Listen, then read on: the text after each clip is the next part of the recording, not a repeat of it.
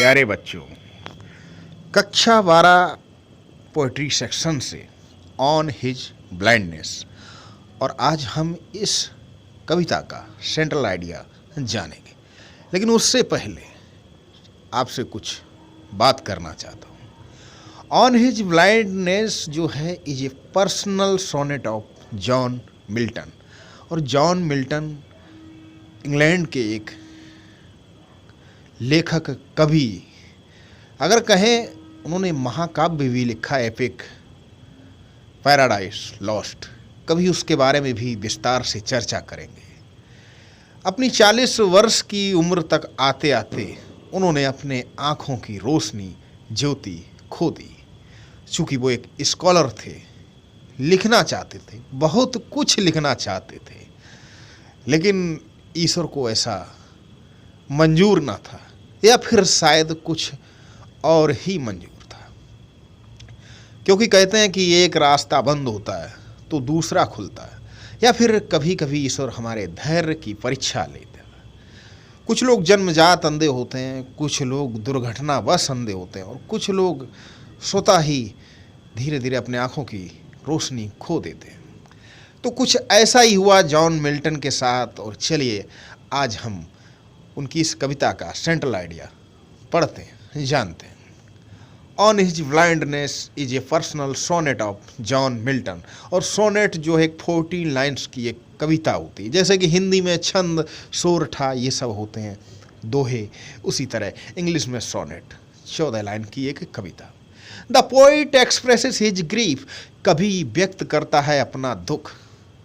अब आँखों की रोशनी चली गई। एक अच्छा कवि बहुत कुछ लिखना चाहता, लेकिन जब आँखों की रोशनी चली जाती है, असहाय हो जाता है, तो अपना दुख व्यक्त करता है इस कविता के माध्यम से।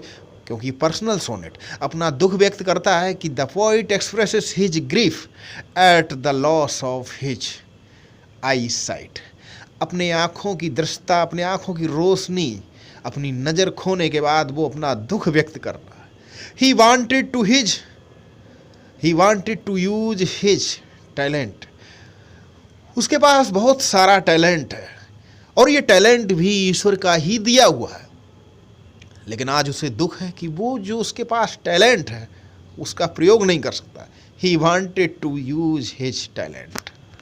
He wanted to use his poetic talent. अपने कविता लिखने के इस हुनर को, इस गुण को in the service of God, उस परम पिता परमात्मा, उस ईश्वर, उस दया निधान की सेवा में उसका गुणगान करना चाहता अपनी कविता के माध्यम से। उसे इस बात का दुख है।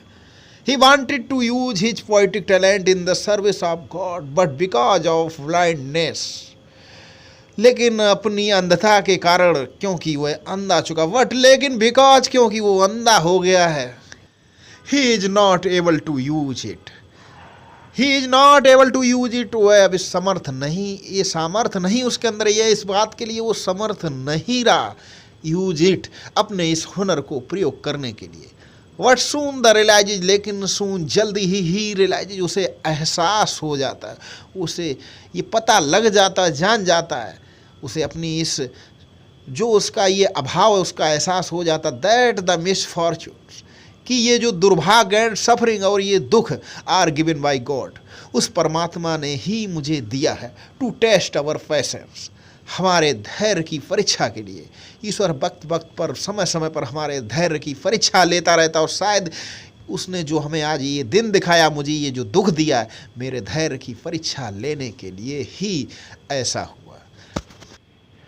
तो प्यारे बच्चों, आप लोग इस सेंट्रल आइडिया को अपनी कॉपी पर लिख लेंगे, इसको याद कर लेंगे, और भी कहीं से आपको कुछ मिलता है तो आप याद कर सकते हैं बहुत ही शॉर्ट में, और आप इसको अच्छे से लिख सकते हैं। आप अभ्यास करें, लिखने का अभ्यास ज़रूर किया करें, क्योंकि सिर्फ याद करने से कुछ नहीं होता। जो लिखने का अभ्यास करते हैं वही अपनी परीक्षा में कुछ अच्छा कर पाते हैं।